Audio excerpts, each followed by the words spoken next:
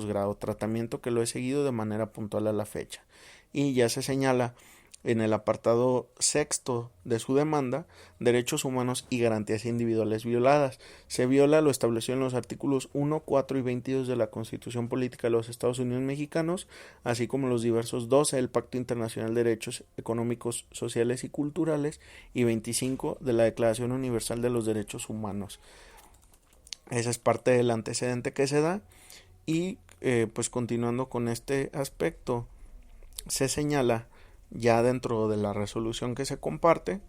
que este amparo indirecto 282 del 2020 es un documento de alrededor de 22 páginas, sin embargo hay algunas partes que se advierten cortadas,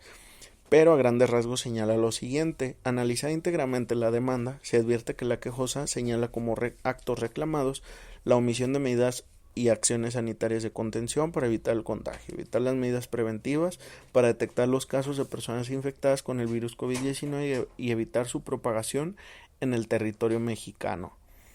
Y señala más adelante: la teoría constitucional sobre la medida cautelar creada por la Suprema Corte fue evolucionando hasta llegar al punto en que dicha institución procesal ya establecía efectos anticipados siempre y cuando se actualizara la apariencia del buen derecho y el peligro en la demora, claro, sin dejar de observar el orden público e interés social. La teoría antes aludida fue positivada por el poder reformador de la Constitución en el año 2011, lo que por sí aumenta en gran medida su fuerza normativa y vuelve imperativo para ese órgano, en términos del artículo 138 de la Ley de Amparo, realizar un análisis ponderado de la apariencia del buen derecho y el peligro en la demora, la no afectación del interés social y la contravención de disposiciones de orden público. Sobre este punto se hace la cita de un criterio con número de registro 200136, la cual se trata de una jurisprudencia del Pleno de la Suprema Corte de Justicia de la Nación, que en este caso solamente señalará el rubro es suspensión. Para resolver sobre ella es factible, sin dejar de observar los requisitos contenidos en el artículo 124 de la Ley de Amparo, hacer una apreciación de carácter provisional de la inconstitucionalidad del acto reclamado. Ese es el criterio que he citado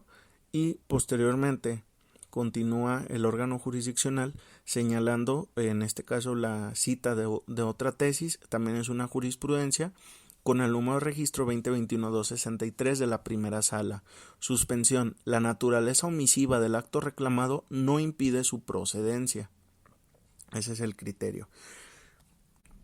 Continúa esta resolución estableciendo como un subtítulo o un subapartado que refiere apariencia del buen derecho y peligro en la demora. En la especie se actualizan los supuestos de apariencia del buen derecho, atento a lo manifiesto, que resulta la inconstitucionalidad de los actos reclamados por su transgresión directa al derecho humano a la salud y como consecuencia el derecho humano a la vida. Cita una jurisprudencia bajo número de registro 2019-358 de la primera sala y que establece derecho a la protección de la salud, dimensiones individual y social. Y pues el mismo ya tiene un desarrollo interesante. Después continúa diciendo: igualmente se estima que existe peligro en la demora ante los daños de difícil e incluso de imposible reparación que ocasionarían de permitir que las omisiones reclamadas se sigan prorrogando en el tiempo, pues de emitir medidas y acciones sanitarias de contención para evitar el contagio, evitar las medidas preventivas para detectar los casos de personas infectadas con el virus COVID-19, se afectaría el derecho a la salud y a la postre el derecho a la vida del quejoso de manera irreparable. Lo anterior es así, tomando en cuenta que el 31 de diciembre del 2019 la Comisión Municipal de Salud de Wuhan, en la ciudad de Wuhan, provincia de Hubei de la República Popular de China, informó de un grupo de 27 casos de neumonía de etiología desconocida, incluidos 7 casos graves, todos con el antecedente de haber visitado el mercado mayorista de mariscos Huanan.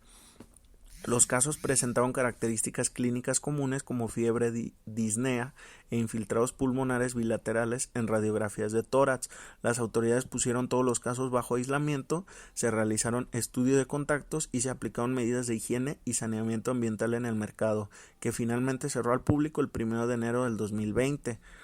Las investigaciones preliminares sugirieron un diagnóstico de neumonía viral.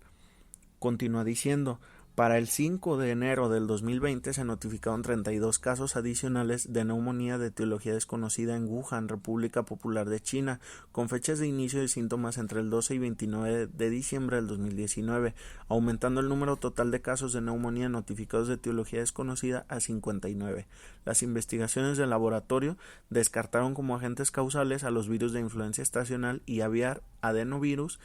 SARS-CoV y MERS-CoV. En ese momento, las autoridades chinas informaron que no existía evidencias de transmisión de a persona y que no había casos entre trabajadores de salud. El Centro de Control de Enfermedades de la República Popular de China informó el 9 de enero del 2020 que se identificó un nuevo coronavirus como agente causal para 15 de las 59 causas de neumonía. El 10 de enero del 2020, investigadores del Centro Clínico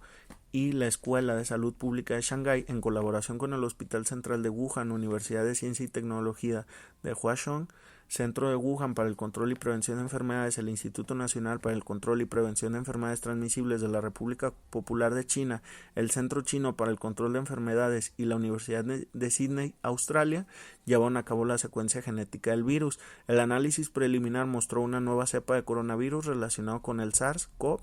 difiriendo el genoma central del coronavirus de murciélago conocido. El 12 de enero del 2020, la República Popular de China da a conocer la secuencia genética del virus 2019 nCoV a los países para el desarrollo de pruebas diagnósticas.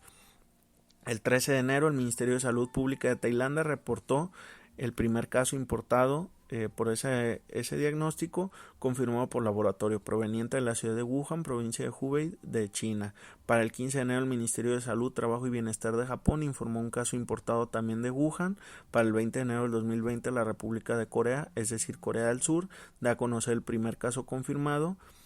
Igualmente, posteriormente se señala que en Estados Unidos se notificó también el primer caso a Washington, y luego se señala que la primera defunción se comunicó por el gobierno de China el 11 de enero. Al 26 de febrero en el mundo se han identificado casos en 37 países,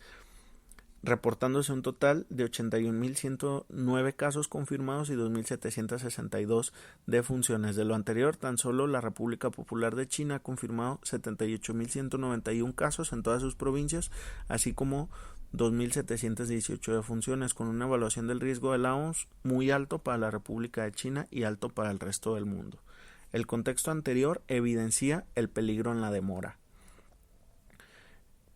Posteriormente continúa diciendo que no hay una afectación al interés social y disposiciones de orden público. Sobre tal aspecto se puede afirmar que se surte el requisito previsto en el artículo 128 fracción 2 de la ley de la materia, pues no se contravienen disposiciones de orden público ni se sigue perjuicio al interés social por las siguientes consideraciones. Se entiende por interés social y orden público la referencia a las condiciones que aseguran el funcionamiento armónico y normal de las instituciones sobre un sistema coherente de valores y principios. Además, estos últimos se traducen en un balance entre los derechos humanos y las libertades con los de la comunidad.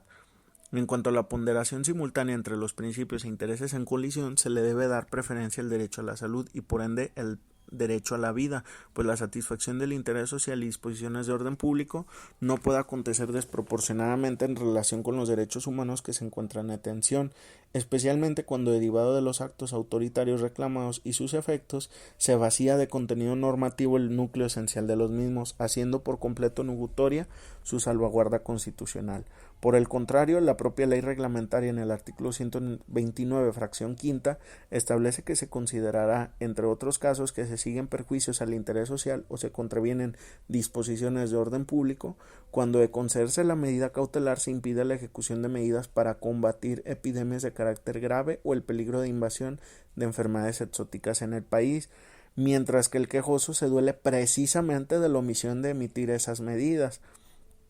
Y se hace la cita de un criterio bajo número de registro 165659 que señala como rubro suspensión. Para decidir sobre su otorgamiento, el juzgador debe ponderar simultáneamente la apariencia del buen derecho con el perjuicio al interés social o el orden público. Y señala posteriormente en el apartado relativo a los efectos de dicha medida cautelar, se puede traducir que se otorga para el efecto de que las autoridades responsables provean las diligencias necesarias para vigilar y garantizar que se cumpla con el lineamiento respectivo, con la finalidad de que se garantice su salud y no se ponga en riesgo su vida. En esa tesitura se señala que se decreta de oficio la suspensión de plano para las autoridades responsables comprueben las medidas preventivas y acciones que han efectuado para detectar las personas infectadas con el virus COVID-19 para garantizar la vida e integridad del peticionario de amparo, ya que la inactividad y falta de intervención oportuna respecto de dicho lineamiento se puede traducir en su avance. Se requiere a las autoridades para que dentro del plazo de 24 horas rindan a este órgano un informe sobre el cumplimiento que den a la medida, en el entendimiento de que esta orden deberá obedecerse bajo la más estricta responsabilidad de las autoridades responsables, con el apercibimiento que de no rendir el informe dentro del tiempo respectivo, se tramitará el incidente de exceso o defecto en el cumplimiento de la suspensión, culminando con la sanción establecida en el artículo 209 en relación al 262. Y se cita posteriormente otra diversa tesis con número de registro 2010-420. Eso es a grandes rasgos lo que señala, y posteriormente también se hace la cita de esa tesis relativa al principio de relatividad que fue referida en la síntesis, así como la diversa que habla del interés legítimo y el principio de relatividad, y finalmente continúa señalando el órgano. Por otra parte, se hace mención del argumento relativo a la política pública, el cual también está mencionado en la síntesis, y se señalan pues las prevenciones finales que son correspondientes a la admisión de ese juicio de amparo y a la concesión de la suspensión. Eso es a grandes rasgos lo que se está proponiendo, y pues al igual que en la resolución pasada, pues aquí lo que quedaría pendiente pues es ver qué tramitación se le va a dar a este juicio, en su momento qué informes habrán de rendir las autoridades responsables sobre el cumplimiento, y pues en caso de que haya consecuencias negativas hacia alguno de los quejosos, que obviamente esperemos que no sea el caso, pero pues plantear qué ocurriría en ese escenario. Por ejemplo, el solo hecho de que se contagie ya implicará una violación a la suspensión. Hasta este punto podríamos pensar que no, pero habría que ver qué medidas en específico se tomaron bajo ese tópico. ¿Qué tal que se pudiera establecer más adelante que específicamente en la zona donde residen estas personas o en la zona donde laboran estas personas no se dio un cumplimiento a dicha suspensión en cuanto a que se hayan establecido las medidas específicas para dicho aspecto? Todos esos son elementos que habrán de considerarse en un momento dado, y que mientras tanto pues algunos van a estar criticando la utilidad de este tipo de resoluciones. Sin embargo, pues aquí es trabajo del órgano jurisdiccional, de las autoridades responsables y de los propios quejosos el darle la tramitación correspondiente para demostrar que no se trata de una resolución inútil, sino que contrario a ello puede servir de manera muy benéfica a la sociedad. Eso es en esencia lo que se ha previsto en esta resolución, y es cuanto.